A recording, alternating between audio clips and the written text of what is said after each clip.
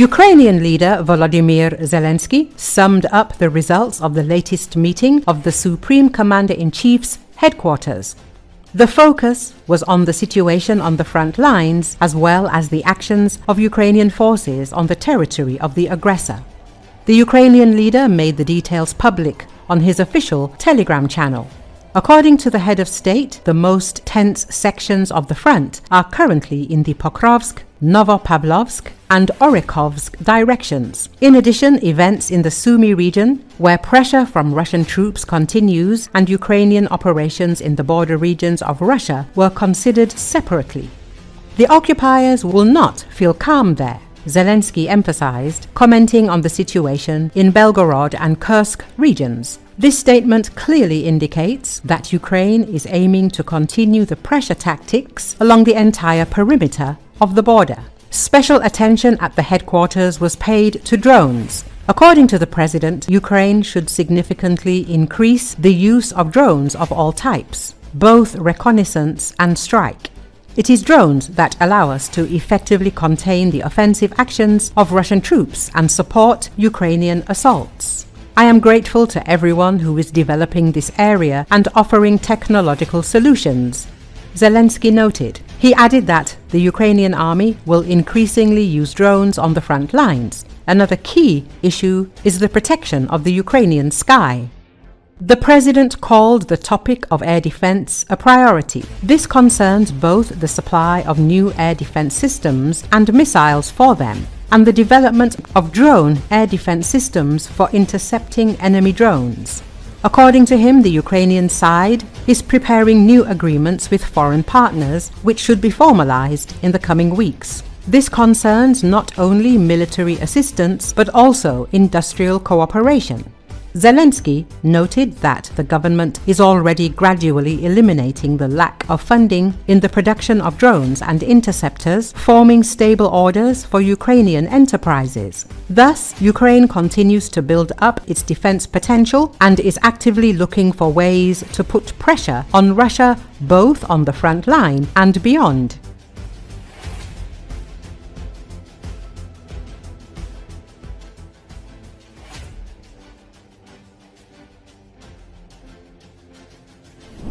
Deputy Chairman of the Russian Security Council, Dmitry Medvedev, distinguished himself with yet another sharp anti-Western rhetoric.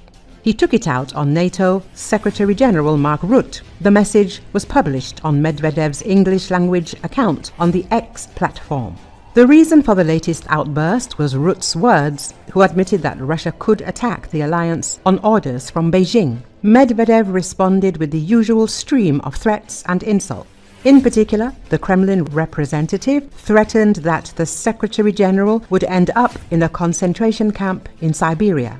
Secretary-General Rutte seems to have eaten too many of the Netherlands' favorite magic mushrooms. He sees a Chinese-Russian conspiracy over Taiwan, and then a Russian attack on Europe. But he is right about one thing. He should learn Russian. It could come in handy in a Siberian camp, Medvedev wrote. This was said in English and posted on his English-language account, which emphasizes the targeted nature of the threat. It was addressed not to Russian society, but to the political West. It is noteworthy that this is not Medvedev's first attack in recent times. At the end of June, he already scared the world with the possible use of nuclear weapons, after which his words provoked a violent reaction, including from US President Donald Trump. He directly stated that such threats are unacceptable. After the shout from Washington, Medvedev rushed to justify himself, saying that he had been misunderstood and that he had meant something completely different. This abrupt retreat suggests that even the rhetoric of the Kremlin's hawks has its limits, especially when Washington responds to them.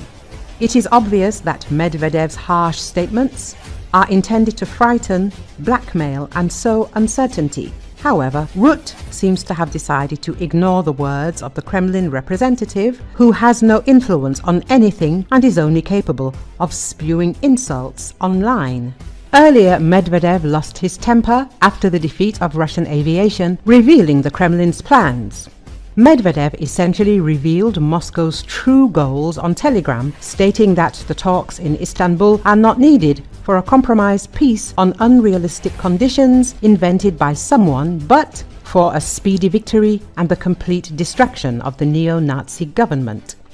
These words were a direct admission that the negotiations were nothing more than a smokescreen. Against the backdrop of huge losses in aviation and unsuccessful rounds in Istanbul, the Russian leadership seemed to have decided to play for broke at the cost of the final collapse of its international reputation.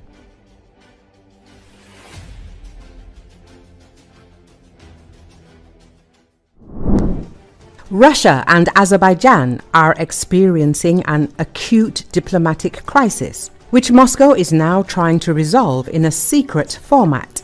This was reported by the influential Telegram channel VCHK-OGPU, which is believed to be linked to Russian special services. According to him, an unofficial delegation from Moscow will travel to Baku in the coming days. The purpose of the visit is to convey a message from Russian dictator Vladimir Putin and try to ease tensions, including discussing a possible exchange of detained citizens of the two countries.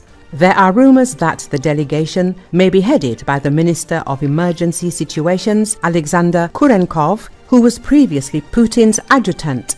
According to the source, Kurenkov has personal connections with Azerbaijani representatives, which could be used for informal rapprochement. The split in relations between Azerbaijan and Russia occurred in December 2024 when Russian air defense forces shot down an Azerbaijan Airlines passenger plane.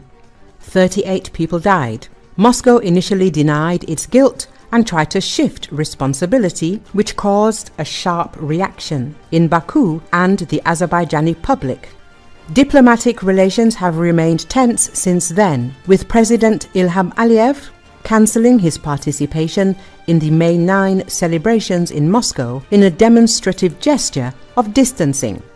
An additional blow came in the form of events in late June 2025. Russian security forces raided people from Azerbaijan in Yekaterinburg, during which they even used torture.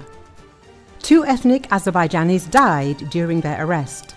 Baku regarded this as an unfriendly move. In response, the Azerbaijani Ministry of National Security arrested Russian citizens, including 2 employees of the Russian propaganda agency RT. According to the Azerbaijani side, they were intelligence officers acting under the cover of journalists. These arrests caused a strong resonance. VCHK-OGPU emphasizes the Kremlin is not ready for a new hotbed of conflict, especially given the protracted war in Ukraine, the escalation with the West, and internal pressure. Currently, Moscow does not have the resources for confrontation in several directions. The loss of Azerbaijan as a strategic partner in the region is an unaffordable luxury. The source notes, Azerbaijan is an important player in the South Caucasus, controlling logistics routes, energy, and connections with Turkey. For Russia, its loss would mean a serious weakening of its influence in the South Caucasus, an increase in Ankara's role, and further isolation. For now, the official position of both sides is reserved, but diplomacy has gone into a closed mode. The Kremlin seems to have decided to put out the fire behind the scenes, relying on personal connections and backroom proposals. The only question is whether Baku is ready for a compromise and at what price.